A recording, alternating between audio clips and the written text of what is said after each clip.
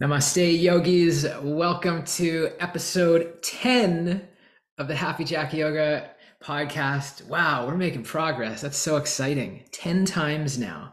That's a milestone. Something to really be pleased with. So thank you all for being a part of it. Thank you for the acknowledgments. I love the virtual hands there from Elizabeth, the virtual clap. And it's an honor to be here.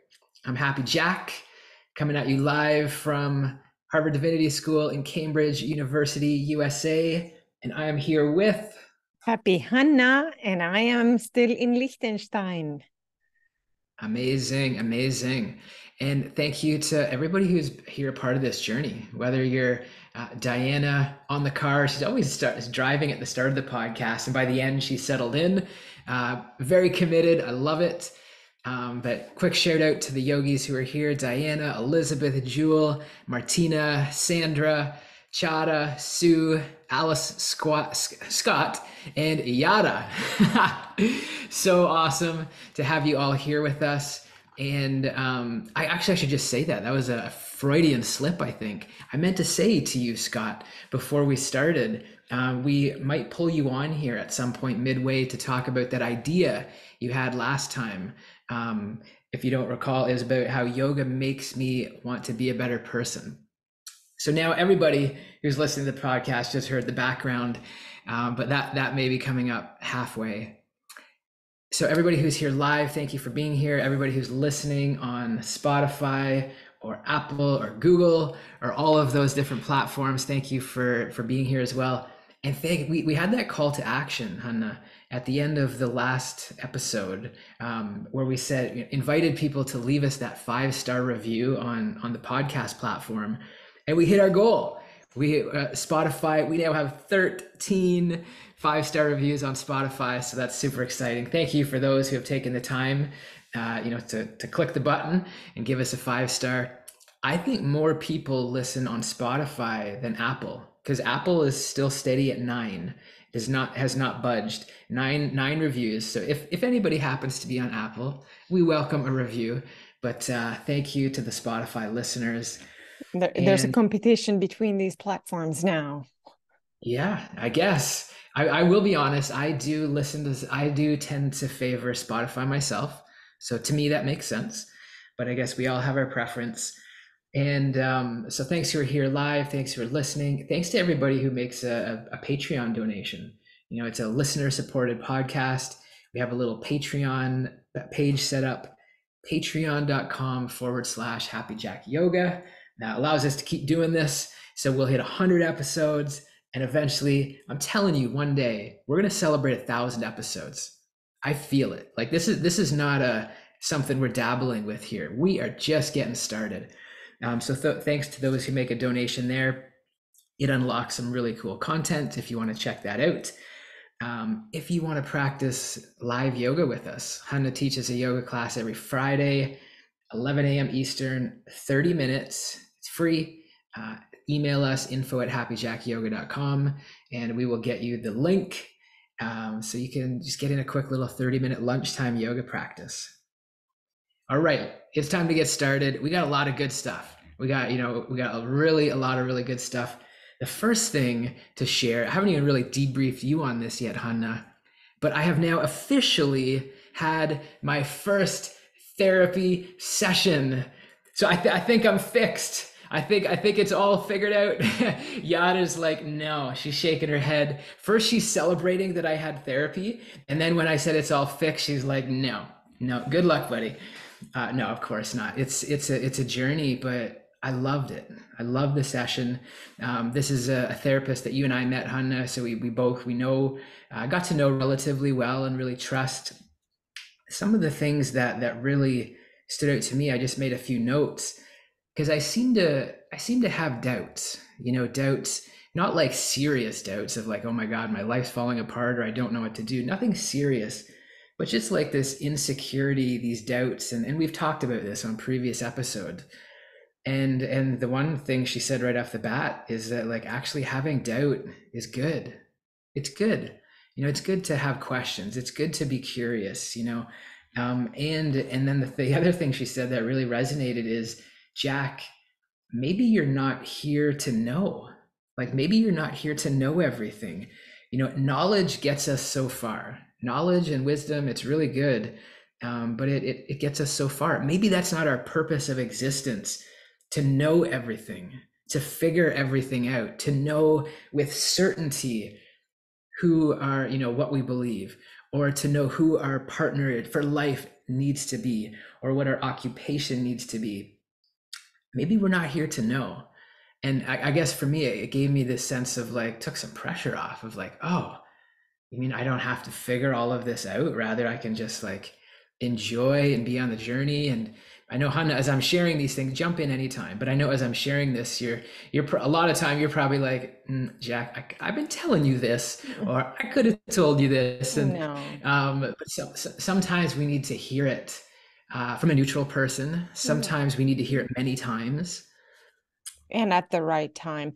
But I think like another way to think about it might be that there's a part of you that wants to know, and there's a Yeah. part of you that's okay with not knowing. Like, you know, Elise Lowen said once that if it's a paradox, then we know it's true. When there's both.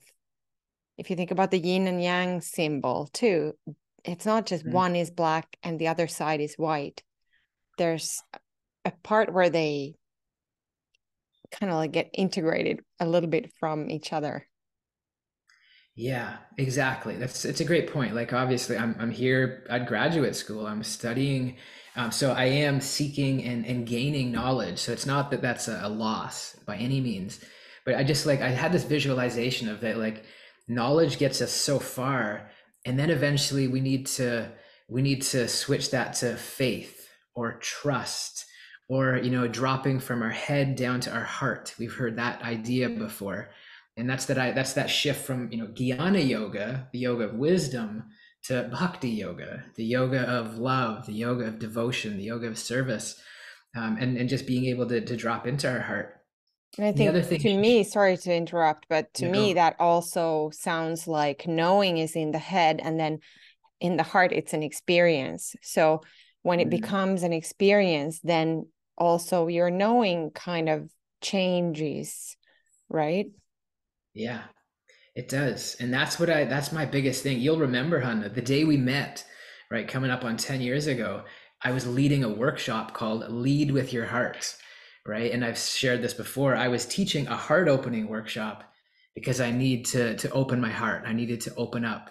And honestly, I'm recognizing again at this stage, even though I've progressed in 10 years, there is still this, maybe it's not so much about opening my heart, but like connecting to my heart, dropping into my heart. And the other thing she said that really made me, I guess, brought some ease was when she said, like, if something feels right, then do it. And it's like, it's so funny because we share this with our students all the time. If it feels right, do it.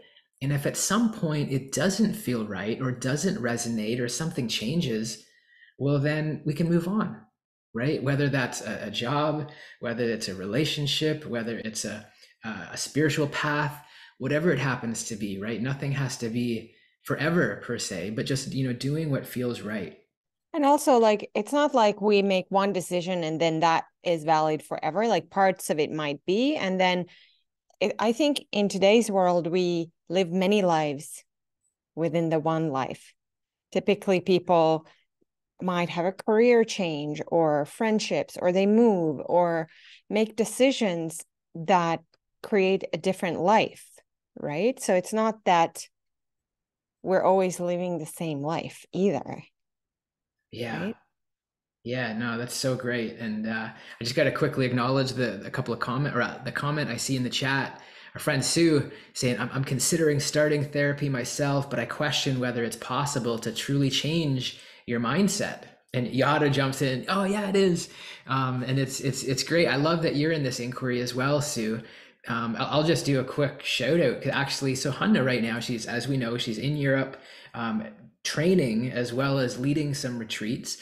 But part of the training you're doing is a master's level, a master's in yogic psychotherapy. And part of your program is actually that you get to practice working, and you're looking you're looking for one individual who would be interested in doing that one-on-one psychotherapy experience. So if that's you, Sue, no pressure. But if there's anybody on, Sue was like, yes, please me. If anybody's interested, again, email us at info@happyjackyoga.com. We'll get you connected with Hanna. If anybody's listening on the, you don't have to be here in Zoom with us.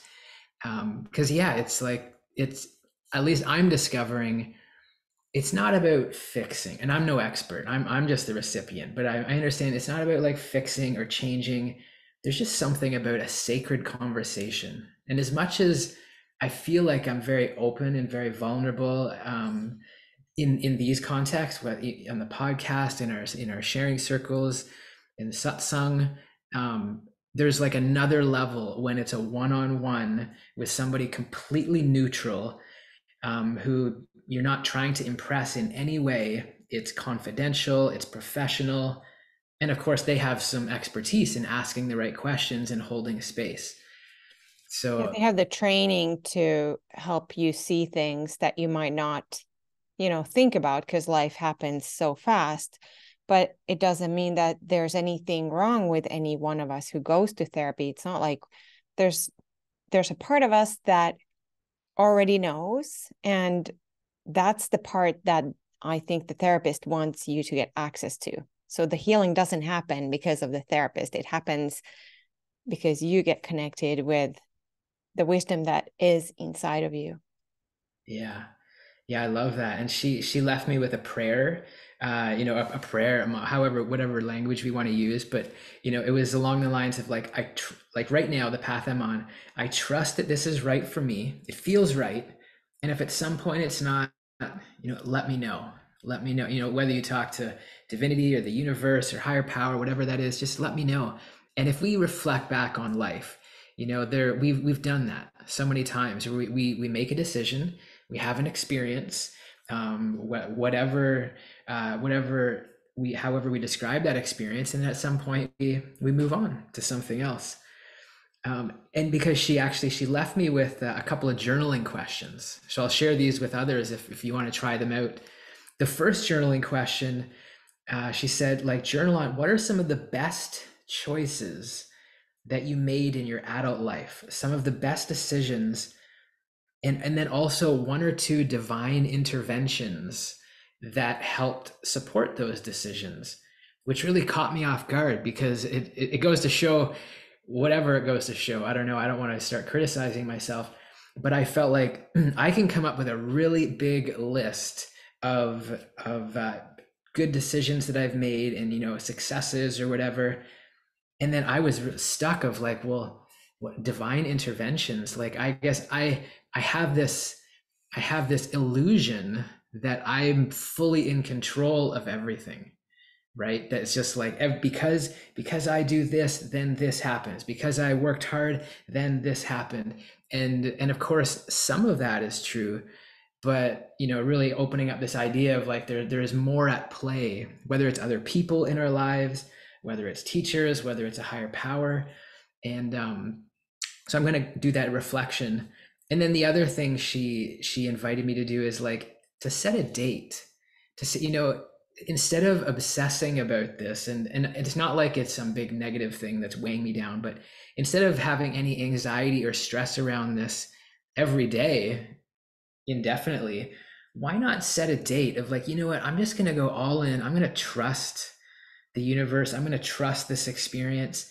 And then at some point, at some defined date, reevaluate. And so that's what I'll do. As many of you know, I've shared, I'm moving into the yoga ashram, to the Bhakti Yoga Temple, right, in just over a month, or 2 months, I guess, in January. And like, that's a full immersion. I don't know exactly what to experience, but I'm going to let go of expectations of what I need to experience and how I need to change and what I need to learn, and let go of all of that and just like fully experience it. And then in April of next year, well, then I can reevaluate and figure out like, hey, does this community feel right to me? Does this path feel right to me? Does this practice feel right to me? And if for any reason it doesn't, we're all free to make any decisions that we need to make. So that's Yeah, that's a little taste of therapy. I think, as probably you can all tell just by my whatever 10-minute rant about that, I am not fixed. I got lots of work to do. Still a big time work in progress. But it feels good to have this, and I know this is something you've lovingly encouraged me to consider, Hanna, for a few years now, and it's nice to find someone that feels right to work with. Yeah, and it's not like that was your very first session ever in therapy. You've Yeah. seen other therapists, but what I think this also really highlights is that you've found someone that really, where you feel that you can trust, and that there's a really meaningful conversation with that person. And research shows that the most important and most valuable aspect in therapy is the therapeutic alliance, the relationship with the therapist that you build. And so it doesn't really matter what kind of therapy. So if it's CBT or Gestalt or whatever type of like psychoanalysis, it doesn't matter Mm. what kind of therapy you are doing, but the relationship, the conversations, Yeah. the reciprocity and the trust that you gain through therapy is what really can change how we see the world and our place in it. Yeah. And that's like you say, that's what I now have in this relationship. Yeah. Those previous times that I had tried therapy, um, the trust, the full, not that I saying something bad about them or their skills or anything like that, but actually we had a lot of different values. And so, some of the things that I value, and I'm not here to preach, but like some of the things I value is a plant-based nutrition, right? And a yogic lifestyle. And I value not indulging in intoxicants. Like some of these things are just important for me. And when I was working with a therapist that I know didn't share any of those values, it felt I didn't feel like when I shared like how important this is for me, I just didn't feel that same sense of safety. And now this woman that I'm working with now, it's like, yeah, we're aligned in this way. It feels right. Mm-hmm. Absolutely. That's Yeah. beautiful. It's Nice. beautiful that you found a therapist that you can trust. Yeah. Mm-hmm. Yeah, so stay tuned. Keep an eye out, everybody. You see, in future episodes, every episode, I'm just going to be more therapized and more. No, I'm going to probably go up and down and be an up and down mess and yo-yo the rest of my life. But that's the journey. But it's really nice to have that sacred space and have that conversation. Beautiful. I want to slip in one other little thing here, because it's that time of year here at Harvard Divinity School where we're starting to plan for our next semester courses. And of course, I'm going to continue studying Sanskrit. I'll continue. Actually, I'm going to take a course on the Yoga Sutras, which, by the way, which means next year we're going to have an amazing course, a deep dive into the Yoga Sutras of Patanjali. However, I found this super cool course from this woman. Her name is Diana Eck.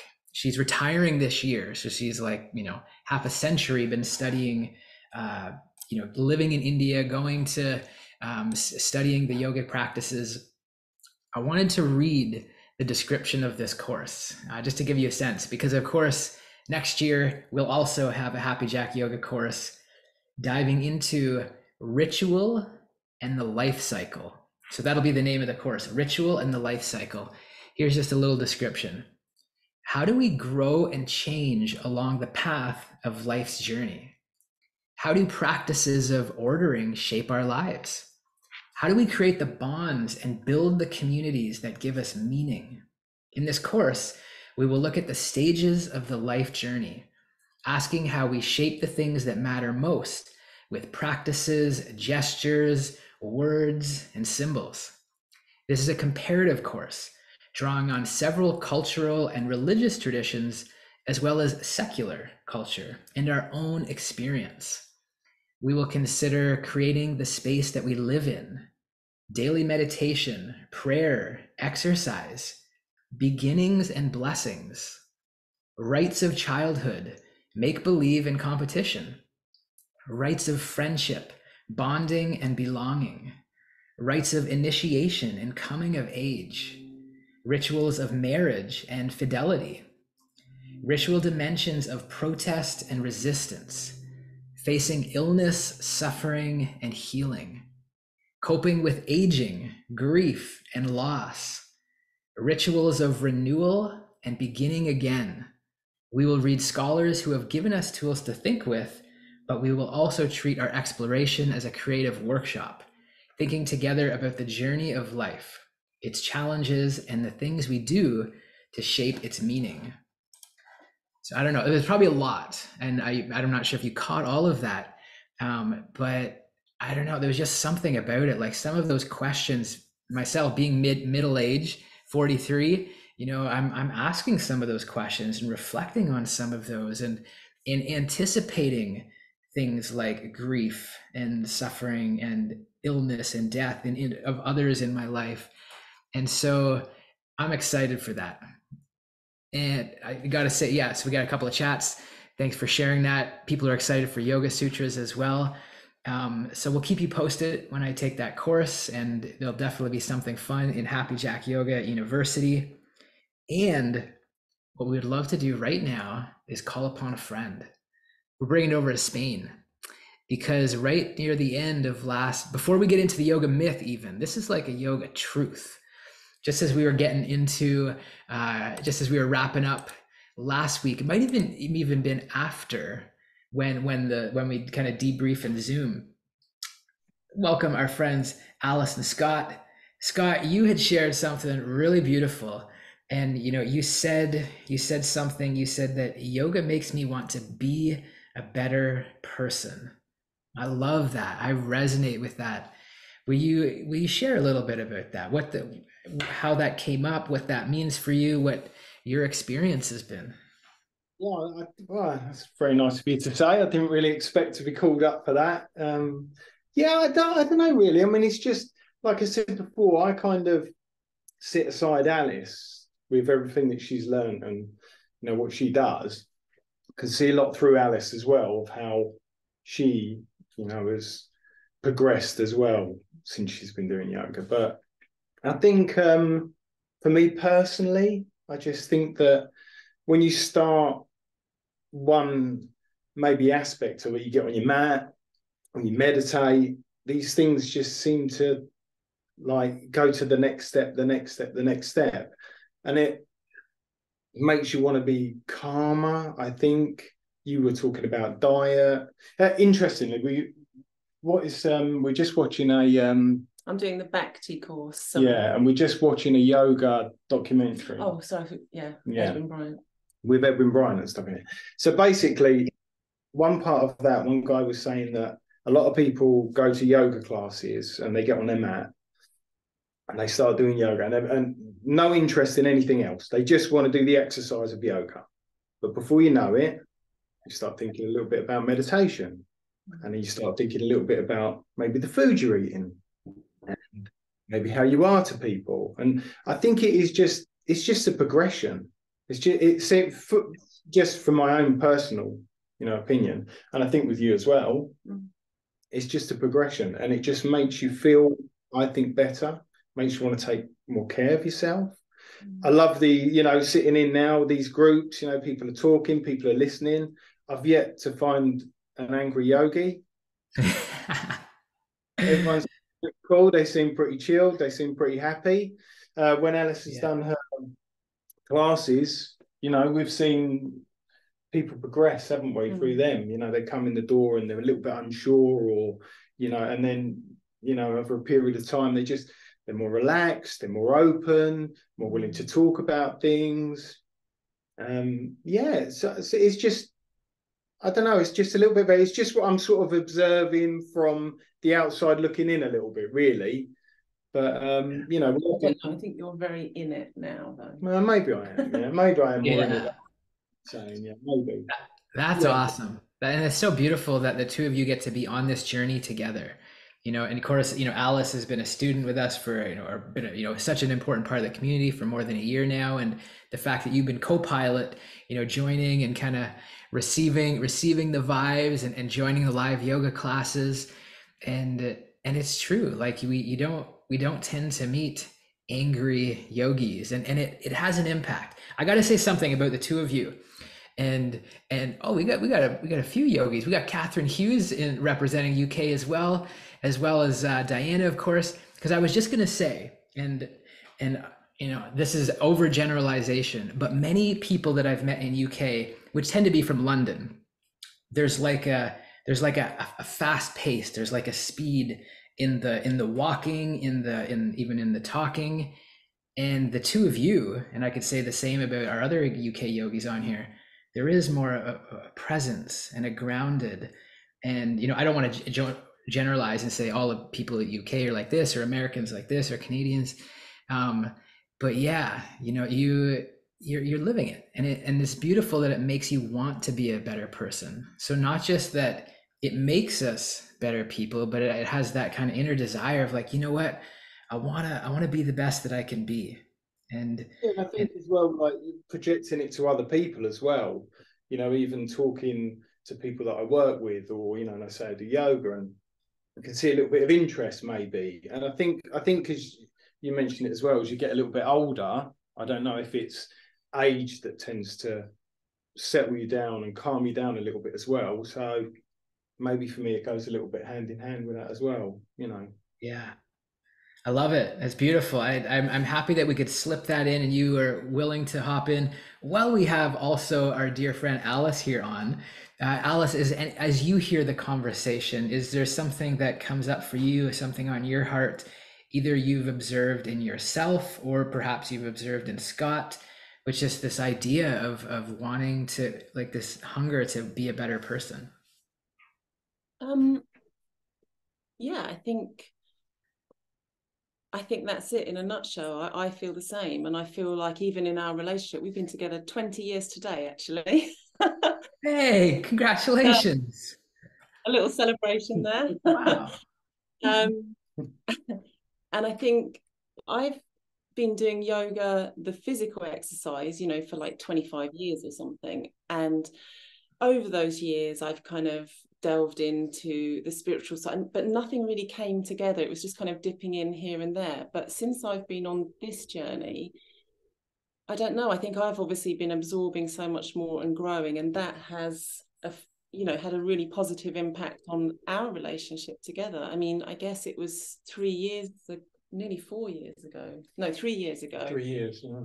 That Scott decided it was a meditation course I was doing actually online, and he decided to come along, and I was really, really shocked because he'd never shown any interest before in any. I'd just go off and do my yoga or my studies, and but yeah, together I would say, since you decided to come along, and he watches, like, I'm doing the Bhakti yoga course, I'm continuing with that at the moment, and you watched a couple of Edwin Bryant's lectures. That guy's amazing. He's just amazing. Yeah, I know. So much wisdom, right? Yeah, and I think, like, watching that together, and I just think us, I don't know, I think it's made us stronger. It's taken, when you've been together for 20 years or 17 years when you joined, it's, we were fine. There was no issues particularly, but it's gone to that sort of next level. And I guess as we have got older, like you say, I don't know, it's just been a natural progression. It's brought us closer together. I think we both want to be better. So if we have a disagreement or a falling out, we both want to address it in a calmer way. And I think that our yoga has had a huge effect on that. So yeah. I love it. That's so beautiful. Well, it's an honor it's such a pleasure to have you on the calls, right? We get to hang out on Sundays. We get to hang out here on the podcast, lots of different calls.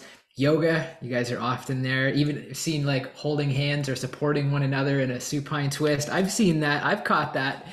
And so just beautiful. You get to be on the journey together. Let's send so much love and high vibes to our dear friends in Spain, Alice and Scott. Thank you for hopping on and sharing, and I just love as well the commitment to your studies, Alice, right? I mean, studying with Edwin Bryant, and then in the Bhakti course. The thing is, right, at Happy Jack Yoga University, Hanna, there's so many courses, And I actually just quickly should mention the next course, which is next month, is a course that Hanna is leading, Yoga for Grief. And this is an important one that some of us could have used perhaps at earlier stages, but all of us is going to be able to benefit at some point in our lives with navigating. Certainly now with the state of the world, I think it's something we all are involved in dealing with grief. And another thing that I wanted to say, when I was listening to Alice and Scott, and you also, Jack, about like, it sounds like now that we're talking about like therapy and the therapy that you're involved in and the studies that I'm doing, and then all of you sharing like that, saying that yoga makes us want to be, or just helps us be better people, not just yoga, but also meditation and any of our spiritual practices. So one could say, like, is yoga therapy, which I don't think it is. I think it can be therapeutic. And that's how we can use, or these practices can have that impact on the practitioners. Yeah. It's so true. It's a really important distinction. And Sue's question, yes, there will be a course. It's not going to be a certification next year, but there's going to be there's going to be teachings from your master of yogic psychotherapy that's coming into a 25-hour, really a module to support yoga teachers. And yoga therapy is a little bit a different thing. Yoga therapy as a word, as a concept, so we won't offer that. But we will talk about how to use yoga therapeutically and how we can facilitate yoga in a therapeutic way. And in the meantime, Diana's already excited. Next month, Yoga for Grief. If you want details, send us an email, info@happyjackyoga.com. We'll get you the details for that. But let's jump into it, Hanna. We've got a myth. You've got a myth that you prepared today. What myth you got for us? So today it fits so perfectly with everything that we've been talking thus far. And the myth that we're gonna unpack is no pain, no gain. I'm sure we've all heard that saying. And so why don't you kick off with your yogic wisdom on this? My first instinct when I heard that is that saying does not belong in yoga. That is not true. I don't think it really belongs anywhere. I understand the intention of it, right? Like I train, I work out, 6 days a week. I'm either doing strength training or cardio. And there is this idea when you're physically challenging your body, let's say if you're lifting a weight, that you in order to change, in order to tear the muscle and then give it rest to repair so that it can grow. And we need muscle growth. We need that strength. That yes, we have to challenge ourselves. And sometimes that looks like working out really hard. So we're sweating like crazy. And perhaps we're doing the exercise until complete fatigue, until we can't even do one more rep. All of those things are good and those are healthy, but in there's no pain, right? We don't, it's not about going to pain. Discomfort, yes.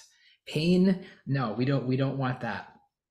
And so, and the reason that it's even talked about in the working out world is because if we just do like the same easy training every day, right? Just like lightly doing our jumping jacks or lightly doing the same thing with no intensity, of course that's healthy, but we're not going to progress. We're not going to, challenge our muscles. So that's where the idea comes from. And perhaps in the yogic world, like there's this idea of austerity. And so austerity is really about bringing discipline. It's about simplification. And so sometimes austerity for a yogi might look like fasting. For those on video can see, I got my trusty green juice right now. And, so I've done, I think it was an 11-day green juice fast, no food, just water and green juice. And so that was very cleansing, and that took discipline. It was not easy. There were moments of hunger. There were moments of like wanting to give in. And so, sometimes as yogis, we do these austerities. We remove material discomforts and really simplify our lives. And we We get gain up. clarity. So it's not like there's no gain. Definitely. Yeah, absolutely. Right. We wake up early. We do all of these things. And we might, like, for example, when we're fasting, we might even feel or say things like, "Oh, I'm starving," and we're not actually starving. We're not. If we're in a controlled, doing it properly, a fast. But you're right. We gain so much clarity. We gain so much vitality and energy and health. But all of these things, all these yogic austerities or these strength training practices, still, my opinion, my understanding, my belief, there shouldn't be pain, right? So I don't like that saying, no pain, no gain. But that's just for myself. Yeah, I think you can use yoga in different ways, like yogasana. If we're talking about yogasana, I'm sure there's people who, and you also like probably found yoga because of the physical practice. And in the beginning, when the body is not used to doing those moves, it could feel like there is pain, but we're not looking to keep that as part of the practice, Yeah. right? And I think we just want to, it's a vocabulary thing. And we got people from all around the world who speak different languages as their first language. But I guess I really prefer the word discomfort. Yeah. Like when I get into half pigeon or frog pose, for me, that's really uncomfortable. It's really challenging. I want to squirm. I want to come out of the pose. It's really, but now if I'm in a way such that my knee, I feel like a sharp pain in my knee, that's not good, right? We don't want any kind of a pain like that. But if it's just purely discomfort, and I would rather come out of the pose and check my social media or do some silly thing like that, then that's a time that we do want to stay in the discomfort. So I feel like it's just really distinguishing the two. And so there's different styles of yoga that might have different, the way we use yoga can depend, right? And if you think about like Buddhism, which is also an Indian tradition originally, the Buddha did all the austerities. He did a lot of painful exercises before he found the middle way, right? And a lot of his followers, when he then finally accepted foods, he wasn't eating, he was almost dead. And then he accepted a grain of rice from someone who passed by, and his followers would leave him because they thought he fell from the path, or as a leader. And so those followers maybe thought differently about pain. Yeah, and it's true. Like I think that's a great example of the Buddha, because I feel like lives the life of extremes. He grew up, he was a prince. He had all the material opulence. He had all kinds of money, all kinds of comfort, food, women, all of the things that people think that they want. And he realized like something was missing, and so he left the kingdom. He left that he just went the other extreme and lived like very austere life, very disciplined, fasting, living simply, and then he discovered for himself as well, well, this isn't it either. And that is how he came up with the middle way, and we get to explore that in the Buddhist psychology and mindfulness course, which is one of the, I know a lot of yogis who were here with us live just enjoyed that. We loved it. Yeah, so it's about, in that sense, finding that balance. And the other thing I was thinking about, though, coming back to yoga poses and doing the pose, there's this saying that the pose begins the moment that you want to come out of the pose. And I get that, right? Because it's like, it's easy to get in and hold, for me, hold a half pigeon for 5 breaths. That's like what I do, 5 long breaths. And that's just like easy for me. But then if to go beyond that, that really requires some commitment. It really requires some surrender and some letting go. And so those first 5 breaths that I do every day as part of my post-workout stretch or whatever, good, but when I want to come out of the pose and I stay in the discomfort, that is really when the great work begins, both physically and mentally.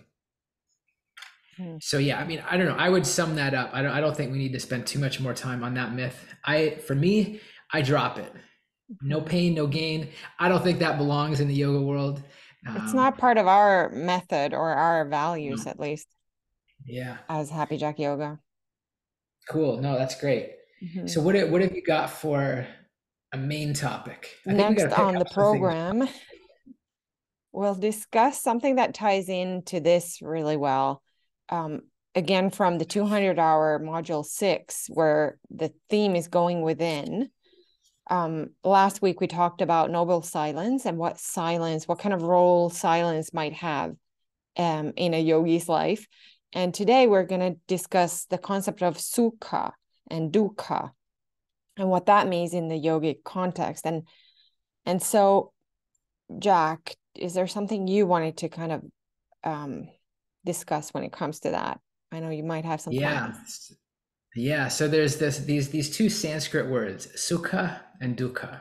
And sukha, it means ease or happiness or pleasant. It's these positive qualities, like these sattvic good qualities. And dukkha is the opposite. This would include unpleasant, suffering, pain, sorrow, these kinds of things that are undesirable, you could say. And this really ties in well with a great teaching from the Yoga Sutra. And I'm excited to share to our dear friend Sue. Sue had given us feedback on a recent episode to, if you're able to take the yoga myth and tie that in with the teaching, just so that they're not like completely disconnected, that's next level. Well, Sue, our myth was no pain, no gain. And I'm happy to share that the teaching from the Yoga Sutra very much, I would feel, aligns with that. So the teaching I'm referencing, as Alison Scott said, this is a text by Professor Edwin Bryant, and the sutra is Sutra Chapter 2, verse 46. And Hanna, I'm gonna call it out, and you just for fun respond back. So here we go. Sthira-sukham asanam. Sthira-sukham asanam. No, Sthira-sukham asanam. Sthira-sukham asanam.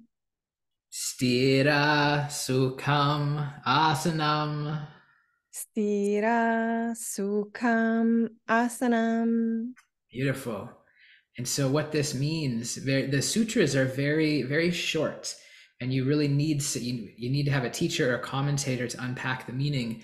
But essentially what it's saying is that, posture or our yoga poses should be done steady and comfortable. So this idea of sthira and sukha. So on the one side, this sthira, we want steadiness, we want to be grounded, we want to bring intention, we need to have a strong foundation. So think about your favorite pose, whatever it is, everybody's thinking about their favorite pose. We need that strong foundation, that steadiness. And at the same time, we need sukha, that ease, that balance, that pleasantness, that good quality, that surrender.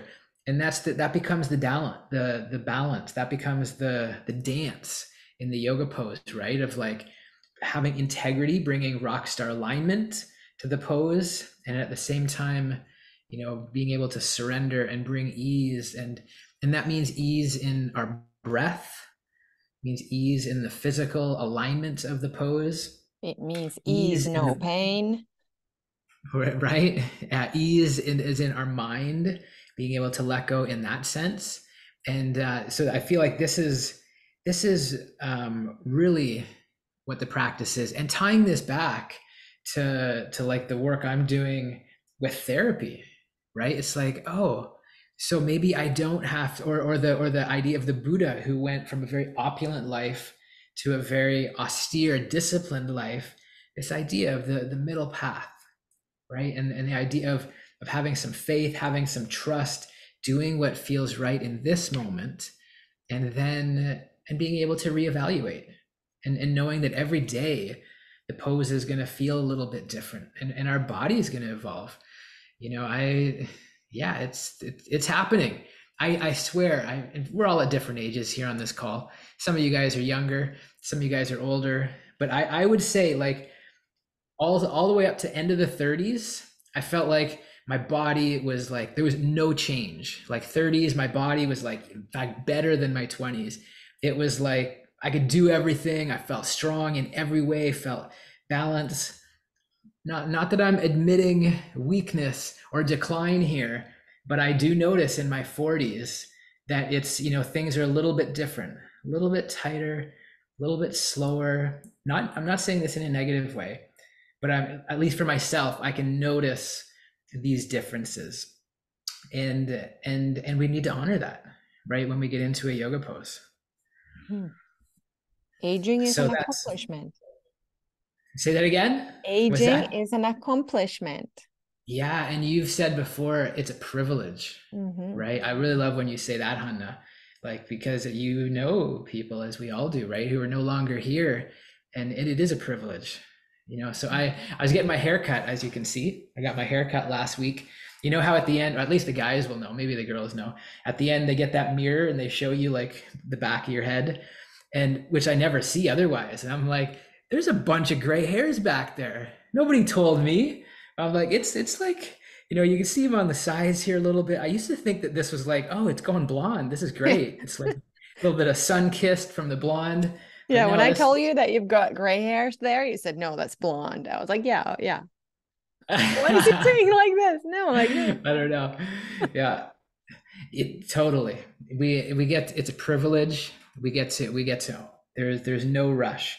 And I think this, let's tie in, because I think we have the time, Hanna. There was one other aspect of the module 6 going within that we wanted to talk about. And so do you mean the vasanas? Yeah. Do you want to share an example to explain what a vasana is? Yeah. So it's basically a vasana, again, a Sanskrit word to mean habits, to mean conditioned responses, or like patterns of behavior. And so if we all like think about for ourselves in our lives, there are different habits that we have, different patterns, and some of them serve us and some of them don't. Some of us lead to us again to therapy. Yeah, right. Some of us end up in therapy as a result. And that's okay though. That's all good. I accept that. I celebrate. I celebrate. I'm not pointing you out. That's true for everyone. Yeah. I'm saying just in general. Yeah. I'm just going to say, I'm like picking up a Norwegian accent now as you speak. Me? Yeah. I can like hear your Swedish Norwegian accent. I don't know if Seriously. anybody else. I'm having a hard time knowing what language I speak, because now I hear a lot of German and then Italian. So I don't know that I can keep things apart. Like if I send, this is off topic, obviously, everybody. When I send you a voice message, I notice I start speaking to you in Italian. Like my instinct would be to say the thing. And like now that I'm with people who also understand a lot of these languages, then I'm noticing that I can't keep them apart. So I'm using a lot of energy to stay in English. And that's nice. maybe why. I'm glad I see. I mean, Martina, she's like, you're welcome to go German. I'm happy with that, and Saga's like, bring on the Swedish, we can handle that. But yeah, we'll keep it English for the majority of us. So this idea of vasana and these habits and these conditioned responses. So these are my language habits that are crossing, the paths are crossing a bit right now. Yeah. And that's part of it. For me, I've used a lot of the same examples. The good habits that I have is this, for me, the morning yogic practices. I try sometimes to take a day off. I can't take a day off from doing asana. Yeah, you can't. That is true. You cannot. You don't want to be around take a day him. off from doing meditation. Like, it's just, and even when I say, okay, Saturday is a day off, like no commitments, and I'll not set the alarm and I'll sleep in, but it's like now the day is wide open. I'm like, I'm not going to just go jump into doing something. I'm going to get on my mat and do some practice. So I feel like that's a good one. And I got to admit too, my practice has, well, I think it's a good one. I see your reaction because because it's not like super rajasic. It's not like super passionate. In fact, if anything, if I had yoga teachers in my life who were observing my practice, I think they would be challenging me. They'd be like, speed up a little, or, come on, you can challenge yourself more. Cause I feel like I do bring a pretty gentle, therapeutic experience to my practice. You sure do. I do. Yeah. It's true. Because whenever I do take a It is class, true. if I see Saga there up there laughing, I guarantee if I went to Saga Yoga right now, she would kick my butt. Oh my goodness, as would any of these yoga teachers on here right now, I'm sure. But yeah, so I that is a good That's just Vasana. karma, Jack, because you kick everybody's butt. I don't feel like my classes are so challenging. Okay, anyone here? What do you think about Happy Jack's hero's journey? Is it Well, therapeutic space? I see lots of laughing, and yeah, it's true. I guess it is easier to teach. Anyways, So I detoured you. You were saying no, it's that okay. your vasana that you like is your morning practice. Even if it's slow, it serves you. Yeah, that's right. There's a lot of good ones. Like for studying, I love to study. Like as soon as I finish my practices, but the sun still isn't up, so I study Sanskrit. So there's lots of things that I do that I think are nourishing and they serve me. And then the example, I don't know why keep using the same example, but it's something on my mind a lot. Peanut butter. Like there's just There's peanut butter a lot on your mind. It's when I go certainly to the not in grocery, your fridge. it's not in my fridge. It's not in my house. That's dangerous. That doesn't happen. And whenever I go grocery shopping, I'm smart, so I make sure I eat before I go. Because in fact, even just I'll call myself out. This past weekend, forget what little change of schedule, so I had to grocery shop before I ate. So I was hungry. While I'm going around getting all my vegetables, I'm getting my asparagus. There's like a route he does in the same supermarket. There's like 5 avocados, 2 blah blah blah. Everything's like pre-organized. Yeah. Did you deviate from your route? I did. I'll tell you exactly what it is. Here's my route. I'll tell all of you in case you're interested. Walk into the Whole Foods, grab some green juices. Call me out. I don't have time to make juice, so I go buy like 10 green juices, which is what you can see me drinking right now. Then I go get the organic avocados, usually like 10. Yeah, I eat a lot of avocados. Then I go get my broccoli or asparagus, organic. And I there's get a list. He follows a list even if he always buys the same things. Yep. Then I get my lemons. Then I get my sweet potatoes. See why he needs therapy? What do you mean? Then I got my hemp seeds or my chia seeds if they're running low. And then I hop over and I get frozen blueberries. And anyway, I think that's basically it. But there is something along the way, right near the sweet potatoes. There's a dangerous turn in the supermarket. If you take right that there. aisle. It's right there. And it's not even the peanut butter, but there's these Lara bars that are peanut butter flavored. And so I made the mistake of doing grocery shopping without filling myself first. And so I got myself a Lara bar.